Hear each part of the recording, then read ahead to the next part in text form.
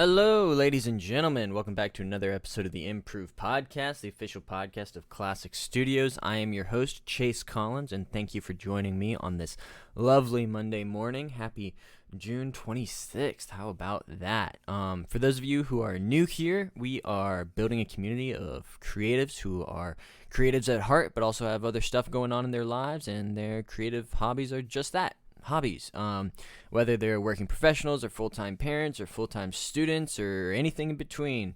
The thing we all have in common is that we are creatives with goals and hobbies and personal interests that we like to keep up with and support each other as we work on them.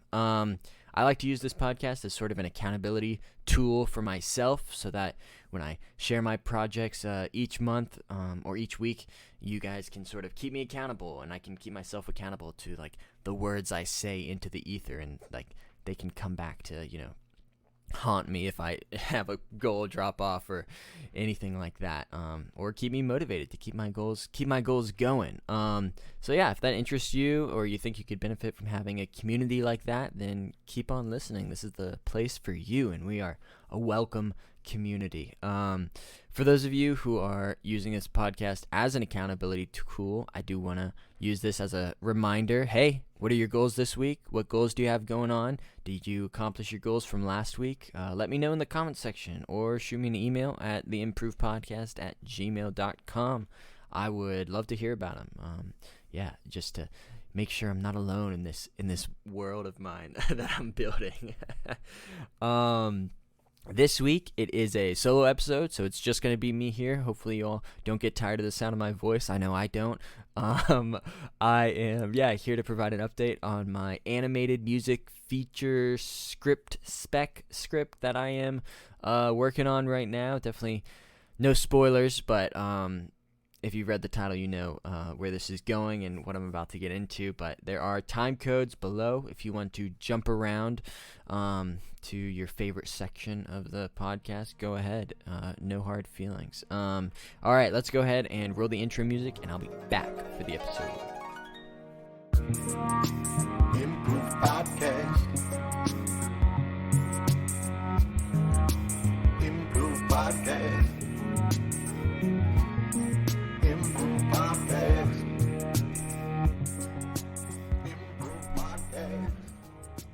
All right, ladies and gentlemen, how are you doing today? So, like I promised, I have an update on my script, and from the title of this episode, you know that I finished editing it. I finished the most recent draft. I think I'm on draft 4 now. It feels like draft a billion, but technically it's draft 4. That's how many times I've compiled it into a PDF and been like, okay, this is a new draft officially.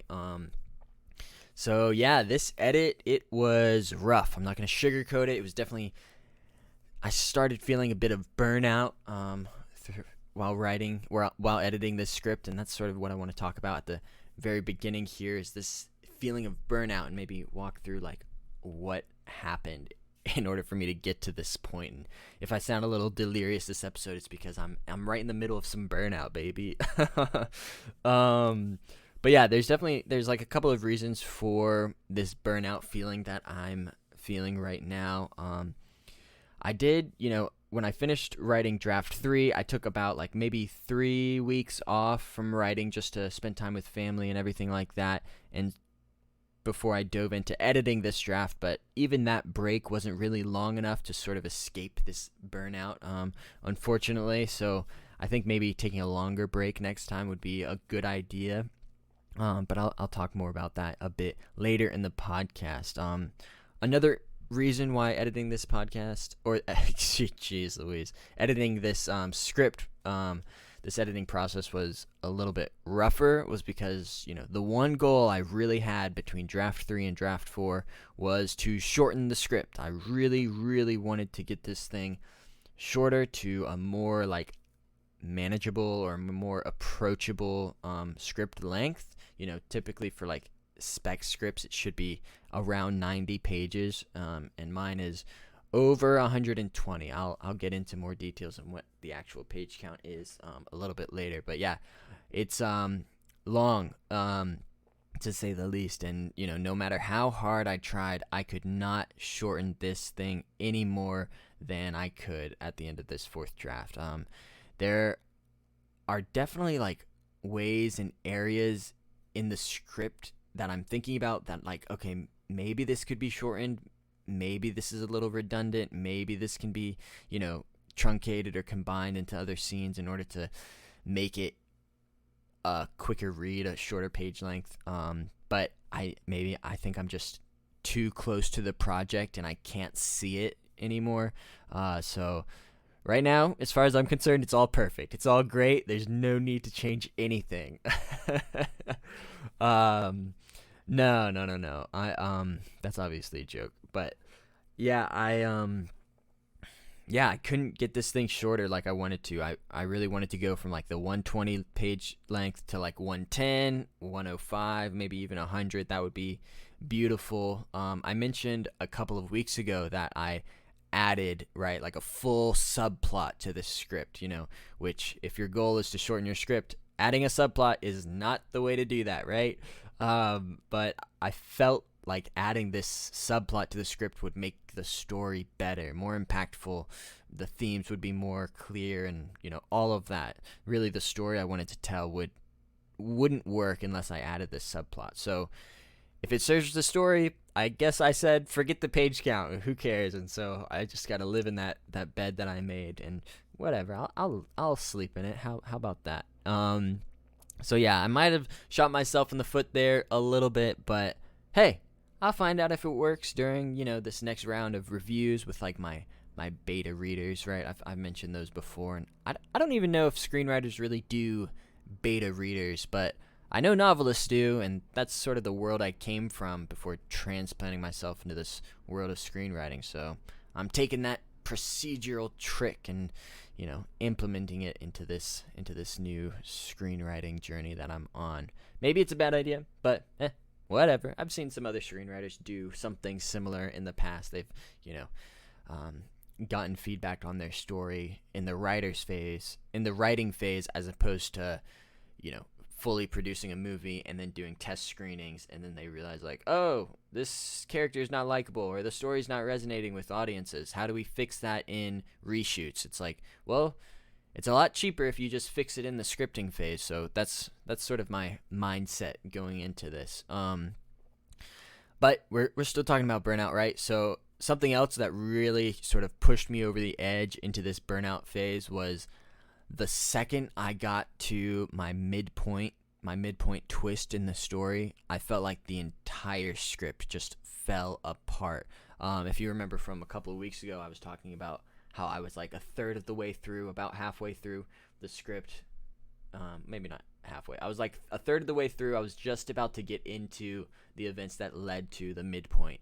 And I was so confident. I was like on a high. I was just like, oh yeah, my screenwriting is the best. This is the rock solidest story anyone's ever read or anyone's ever told. I'm so motivated by it. And I still feel that way about the first act. Like the first act, I love it so much. It's so clean. Like as I'm reading it, I like don't want to put the page down. I want to find out what happens next. Every single scene leads into another scene.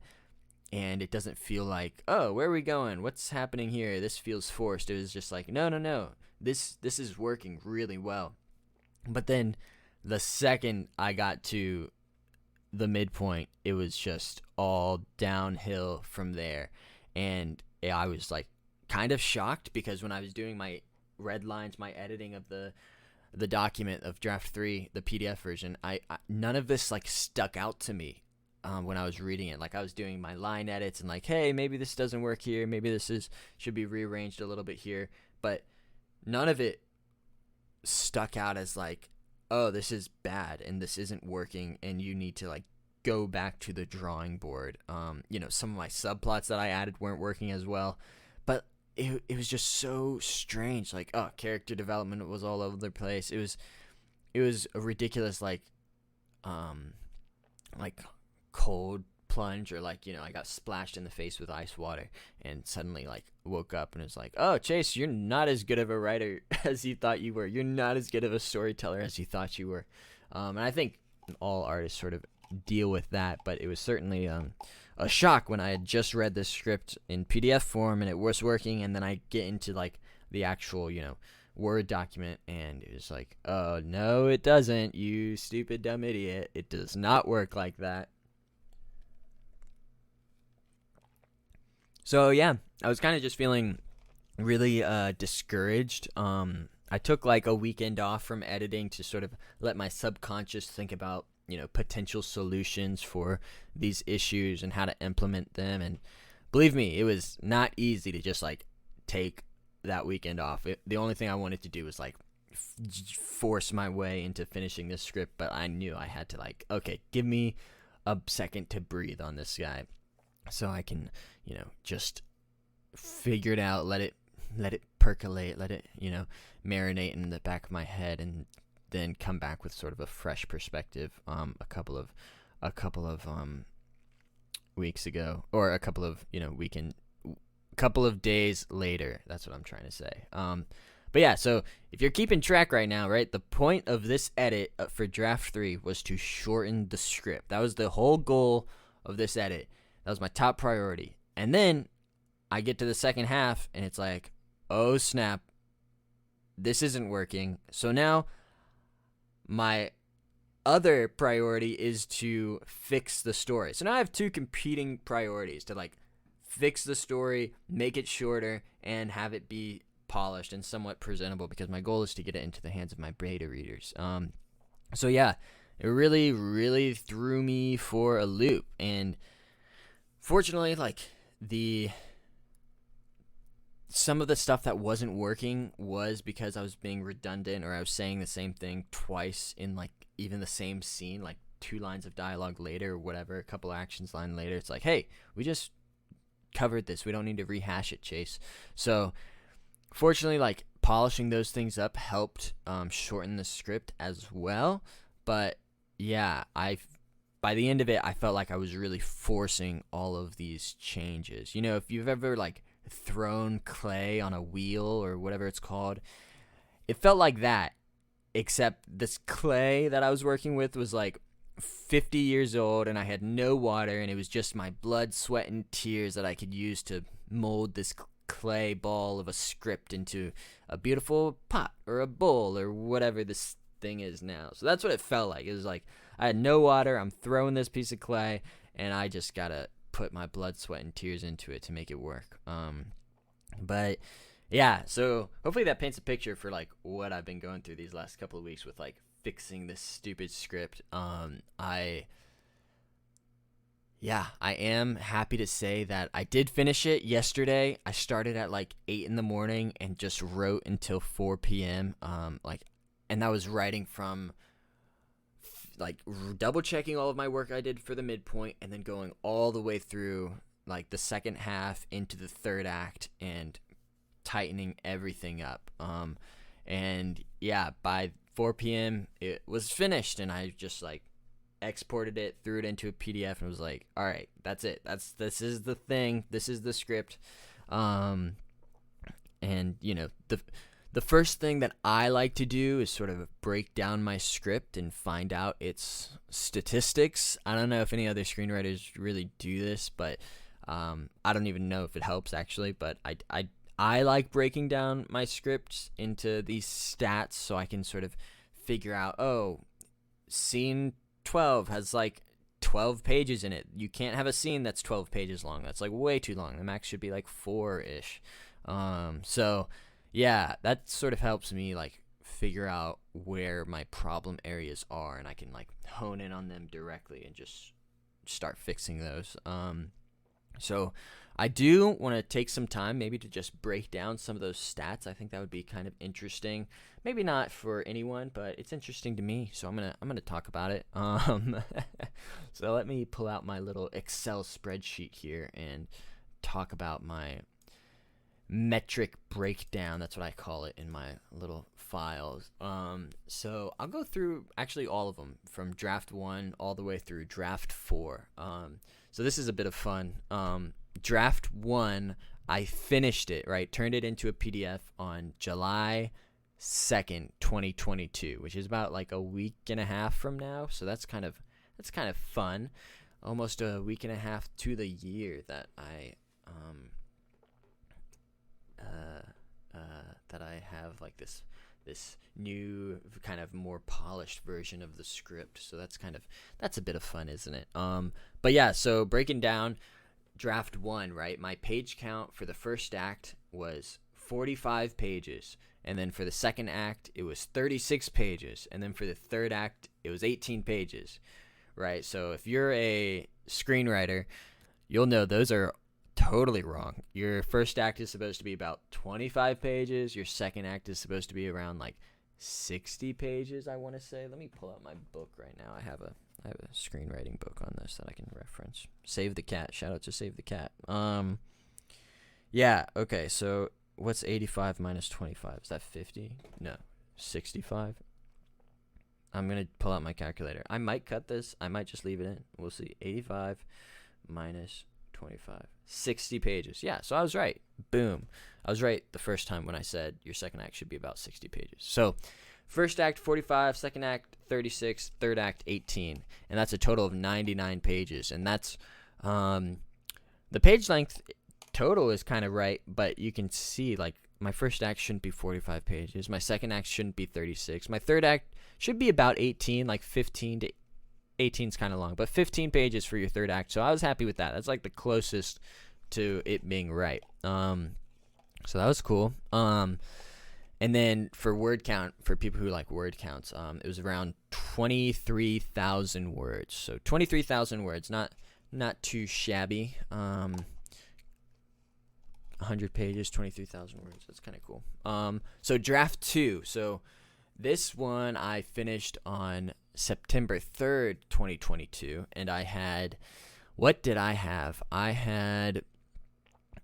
First act was 40 pages long, the second act was 49 pages long, and the third act was 20 pages. So if you're keeping count, that is, first act went from 45 to 40, second act went from 36 to 49, and then my third act went from 18 to 20, and totaled up to 109 pages long. And that, yeah, I don't really remember all of the changes I made in that version, but I can clearly tell that, yeah, I was able to reduce the first act by 5 pages. I think I wanted to reduce it by 15 pages, that edit, but only got 5. Hey, whatever. I increased the second act by about 13 pages, so that was kind of good. Made progress there in terms of getting it closer to that 60-page mark. And then the third act went up to 20, and I think that's because I had, more to conclude by the end of it. So I went from 99 pages to 109 pages between those two drafts. And something that's interesting, the word count actually decreased from draft 1 to draft 2. I went from 23,000 words to 21,896 words. So that's a decrease of 1,174 words. Kind of strange, I thought. It was like, how interesting. I increased the page count by 10 pages, but reduced the word count by 1,000. Just a little strange, I thought. Kind of fun. Then in draft 3, which I finished on May 5th, 2023, shout out to Cinco de Mayo, and that looks like a long gap, right? September 22 to May 23, and that was because I took a break to write a different script. I got mine to a second draft and was happy with that, so I wrote my other script, Mary Lee Barber, and that was sort of the reason for that extended break, I suppose. But what happened here? So the first act went from 40 pages to 36 pages. The second act went from 49 pages to 66 pages. And then the third act went from 20 pages to 22 pages. So yet again, I added more to the script. This is kind of the biggest change there was, right? I added I added the subplots between draft 2 and draft 3. That's when I really decided, okay, no, this needs to happen. And I also restructured how I sort of conceived of the how do I say this? Of the the act breaks. So originally I think the second act sort of ending when my characters, sort of reach the place that they're going to go. And I think like maybe in terms of like physical locations, that is the start of the third act. But the emotional third act really starts like halfway into their escapades at this new location. It's a castle. I don't know if that's a spoiler or not, but yeah, they go to this castle and they have things to do there. And so originally I was like, okay, well, that's the logical place for the third act to start. But really, like, if I'm looking at this from like the character development and the emotional journey, like the break into 3 happens a little bit after that. So I sort of retooled how I conceived of this. So from that perspective, I think like the act breaks kind of mess up. I can't remember if I fixed that or not. I don't know. I'll have to double check. But so yeah, for those of you who are keeping track, from draft 2 to draft 3, that's a page count reduction for act 1 of -4 pages. So that was good. And then plus 17 pages from the draft 2 to draft 3 for the second act, and then plus 2 pages for the third act. So in total, I added about 13 pages and 2,500 words. So I went from 21,896 words to 24,809 words. So definitely added a lot there. I think I added like a couple of songs, and I added the subplots, obviously. So that's where a lot of all of my hard work had gone to waste almost in terms of trying to shorten the script. Dang, I can't believe I was at 99 pages during draft 1. That's like really close. I'd be thrilled if I had 99 pages right now. But all right, drum roll for all of you who are waiting to find out what happened in draft 4. So in draft 4, I went from the first act didn't change in terms of page count. 36 pages, which I was really like disappointed in. I worked my tail off to tighten up that first act, but it just like couldn't work. I mean, I was able to reduce the page count by like 587 pages, or I was able to reduce the word count by 587 words, so I was happy about that. But the page count didn't reflect those word changes, so that's like, what the heck. In the second act, I went from 66 pages to 68 pages, so increase of 2 there. That's kind of to be expected, I guess, because of the subplots I added and like the minutia of figuring it out how these scenes can work together. And then the third act actually saw a reduction of 5 pages. It went from 22 to 17. So I was like, I didn't know I could do that in the third act. It was a little surprising because the third act is already really tight, and some of the feedback I've gotten from like my alpha readers has been, oh yeah, the conclusion's really quick. It's kind of just ends, which is true. It's still true. But maybe because of the legwork I did at the beginning, it won't feel as big of a just like a rug pull. Hey, credits. Here's the climax and here's the credits, right? So yeah, that was a bit of fun. So yeah, right now draft 4 is standing at 121 pages, 23,088 words. So that's only 13 words. That's crazy. Look at this. Between my first draft and my fourth draft, I have 99 pages in the first draft, 121 in the fourth draft, but the word count is only a difference of 18.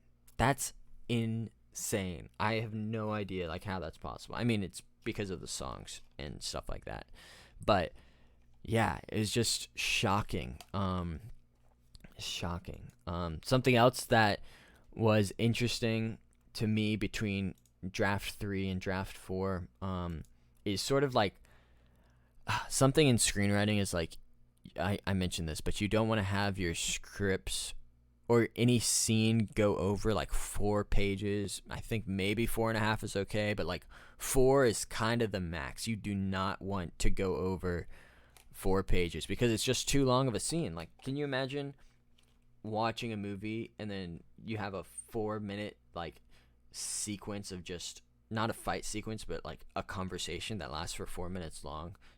Like, of course, that happens in real life all the time. But if you're watching like a movie that's supposed to be engaging and fast paced, and you have to track 4 minutes of someone's conversation, it's like that's a lot. So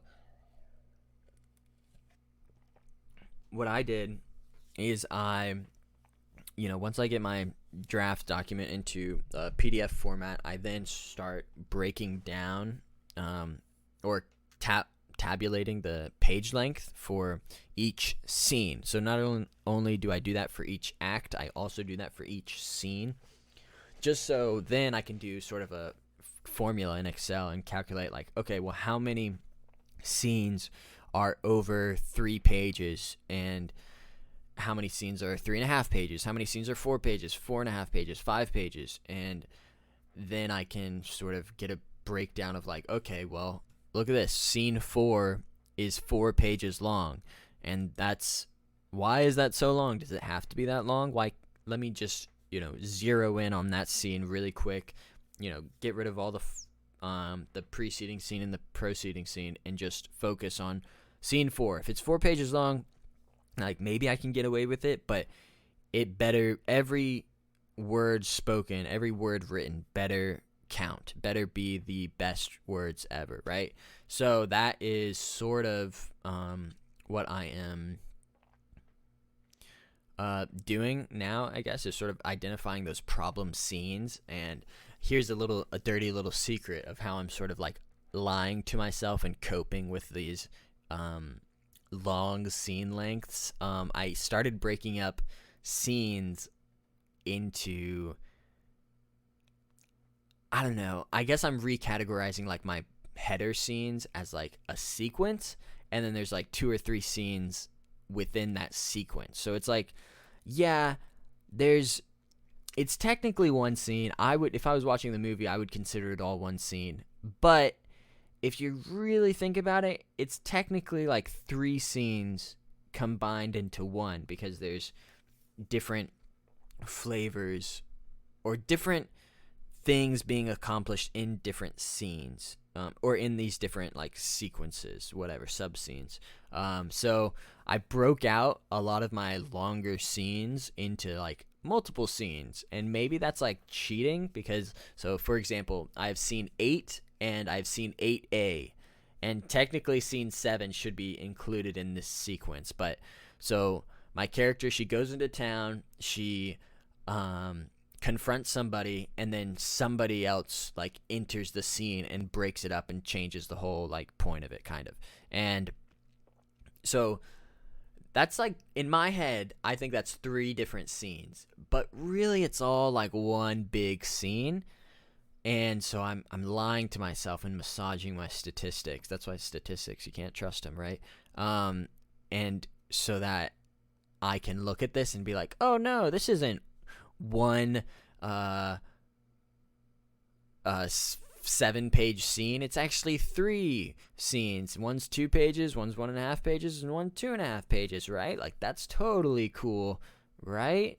It's like, I don't know if that's right. I'm probably just lying to myself, and somebody's gonna rip it to shreds and be like, nah, man, you said this is different scenes, but really it's just one big scene. You need to trim this out and cut it. And it's like, yeah, you're probably right, but I'm too close to this thing to really be able to make that determination for myself. You know what I mean? So, hey, if you like lying to yourself, there's a trick for you. Break your scenes out into more scenes, even though they're technically one scene.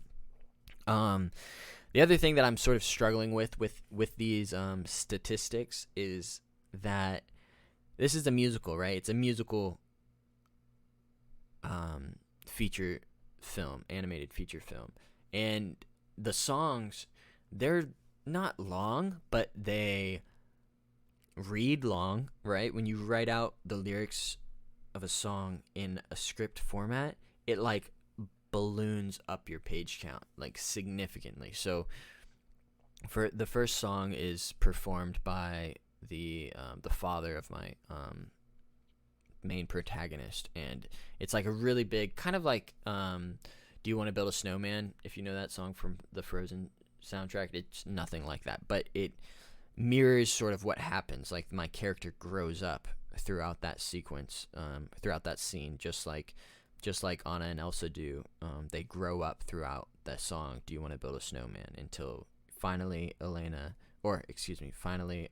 and Anna are, 16, 17-year-old girls. I think that's wrong, actually. I think they're like 16 and 19, or maybe 19 and 21. I don't remember. It doesn't matter. But yeah, so that happens in my script, or something like that happens where I age up these characters. And that song is like 4.5 pages long. And I've recorded a demo for it, and it doesn't come out to 4.5 minutes. It comes out closer to like 3 minutes. So that's where, okay, my page count doesn't actually reflect the minutes on screen. And that's why screenwriters and producers and directors are obsessed with page count, is because, if the page count is 1 page on a script, typically translates to 1 minute on the screen. And so if you have like a 4-page scene, that's going to be 4 minutes on the screen that people have to sit through. So, but when it's a song, like, does that still matter? Does that rule still apply? Will agents or managers or producers like give me some slack for having like a 4.5 minute or 4.5 page song in there without it being a big deal? I don't really know. I don't know. I certainly think like my 5-page screens, like, or 5-page long screen scenes will be like an issue. So those ones I gotta definitely like dive into. But I also have a song that's sort of like at the beginning of the second act that's 6.5 pages, and it's like, yeah, that one's not gonna be 6.5 pages long. It's probably, or 6.5 minutes long. It's closer to like 4 minutes in a 4.5 minute song, and that's pretty long for a musical. Well, for maybe a Disney princess animated musical, but still, it's like, I think it works. It works really well as its own song. And so I don't think it'll be a big deal for people who are reading it, but I don't know. Like, I'll have to find out once I get some industry folks to check this out and tell me like, hey, that's a no-no. Even in musicals, you can't do that. Like, all right, fair enough. You're the boss. I'll push the I believe button, even though I maybe I don't believe it. No, I'm just kidding. I believe it. I believe it. So yeah, that's kind of been my big. There's a metric breakdown for y'all, probably way too detailed. I'm sure most folks skipped over this, but I hope you come back for this, what I'm about to talk about. So what's next for this script? Right now, give me 2 seconds.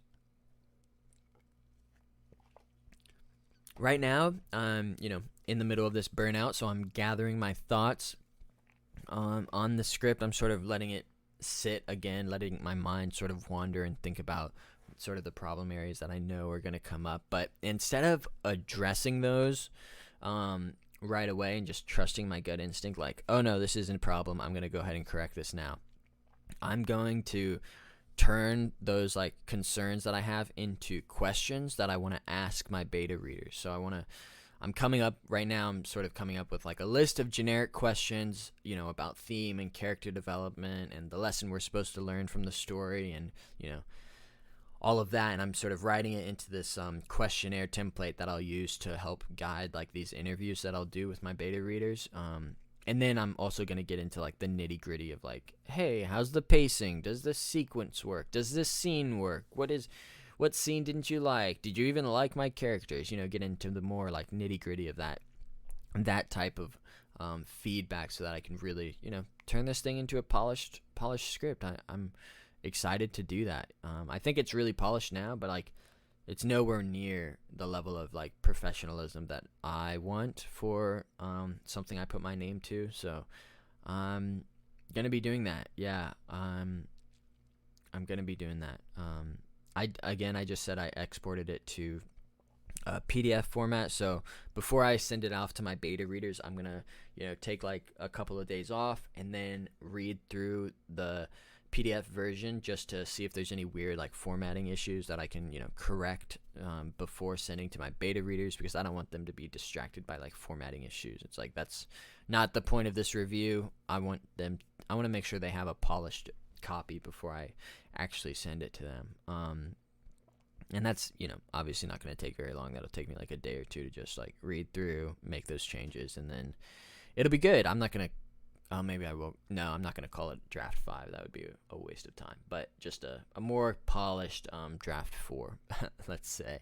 But yeah, so I'm like really excited about these next steps. I'm really excited to get feedback on this thing. Like, it's changed so much since anyone else has really read it. So it'll be good to get some more feedback from my trusted beta readers.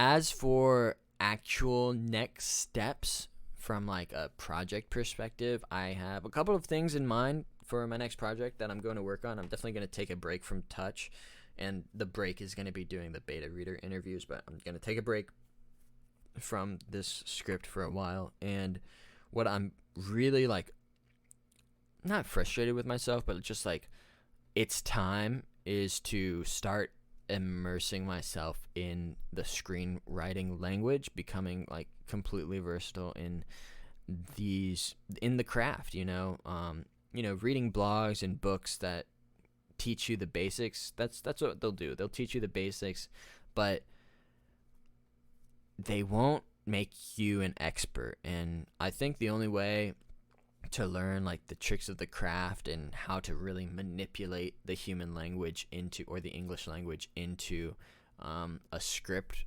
that's like really impactful and worth reading, is to just read screenplays, which like I'm ashamed to say that I haven't read very many. Like, I've read maybe a couple of handfuls, like maybe 10 or fewer, and here I am like, oh yeah, I'm ready to write a script that's going to be turned into like a feature film. It's like, no, you're not, Chase. I think I have like a good basis, a good foundation of writing skills, especially, story structure and theme and everything like that. But in terms of like the craft, the finesse of writing a screenplay, I don't have that. And so I'm just going to start immersing myself in that world and just reading as much as I can for the next month or so. So yeah, that's one of my goals: read as many screenplays as I can while I'm doing these interviews, so I can get better, just improve. Ding. Yeah, the other thing I want to work on is a certificate for like my professional life, right? I always mention that, how we're, the people who listen to this podcast, the people who are guests on here, we're working professionals, and professional life doesn't just stop because you have a hobby. So I am going to, really focus on getting this certificate. It's going to be a heavy lift. I'm going to try and get it in like 2 months, but it's definitely more than that. I can probably anticipate it taking like closer to 3 or 4, but I'm going to set a goal for like 2 months to get this certificate and really start hammering away at that. It was one of my goals for 2023 was to get this certificate, and it's over halfway through the year, and I've made 0 progress on that. So yeah, I'm going to start focusing on the certificate for the next month or 2. And then finally, my next, or another project that I'm working on, is sort of a bit of a secret, which if you've been listening for a while, you can probably guess what the project is, but the nature of this project has sort of like changed in the last couple of weeks. So I'm going to start working on that over the next like 2 or 3 months as well. And that is going to be something you will definitely hear more about and see more about and learn more about in the next 6 months. I know 6 months kind of seems like a long time, but when you're busy like I am and you got projects that you got 1,000 plates you're spinning, 6 months feels like, ooh, that's kind of quick. I only got 6 months to do this, just like my certificate for my professional work. It's like, oh, I got to get that done in the next 5 months if I really want to make this thing happen, if I really want to stick to my goals. So that is what I'm working on for my next project. You may have noticed, if you're keeping track, that these 3 goals, they don't include writing a new script, which makes me a little bit nervous that I don't have like a new script that I'm going to be working on. I definitely have outlines for projects and I have ideas for what I want my next script to be, but I think I need a break from writing for like a month or 2, pretty much so I can, focus on that certification, but also, or certificate, whatever. So I can focus on that and also really like take my writing to the next level by just like learning the craft, much more better than I do right now. So yeah. Beyond this, and I know it sounds like I've droned on for a million minutes, but I'm gonna keep going because hey, it's burnout season, baby, and I'm in it. But yeah, I also have like a lot of personal stuff that I'm working on as well. None of it's bad. It's just more personal things that I will share with you all someday, but I'm just not ready to talk about it yet. It's gonna take me a minute to get all of those like ducks in a row and lying flat before I can really share with you all and before I can really get back to screenwriting. So it's a combination of like all these different things that I have to do. Sometimes we have our professional life and we have our creative hobbies, and sometimes our hobbies got to take a back seat to like our professional life or our personal life, and that's okay. I'm still going to be here talking about all this stuff, and obviously I'm not working on screenwriting. I'm still going to be reading. I'm still going to be doing beta reader interviews and implementing some of those changes and stuff like that. And yeah, you know me, right? Like I know me too. So odds are like in my downtime when I don't feel like getting the certification and I don't feel like, doing whatever, I'm going to be working on scripts, either whether it's just like telling stories or thinking about stories I want to tell or outlining, or hey, maybe even like here's a fun scene idea, like what does this look like? I'm going to be writing those down and I'm going to be working on them just in the background. It's just not my top priority at this exact moment, but it's certainly not something to like maybe I'm just convincing myself this is true, but it's not something I would think is like a red flag. It's like, oh, I'm no longer interested in screenwriting. It's like, no, I just need a break. And that break involves doing a million other things that are around screenwriting, but just not actually putting pen to paper or words on the page via keyboard, as they say. All right. Well, let me go ahead and roll the outro music, and then I'll be back for some other stuff. I want to give you all a teaser for the next episode, baby. All right.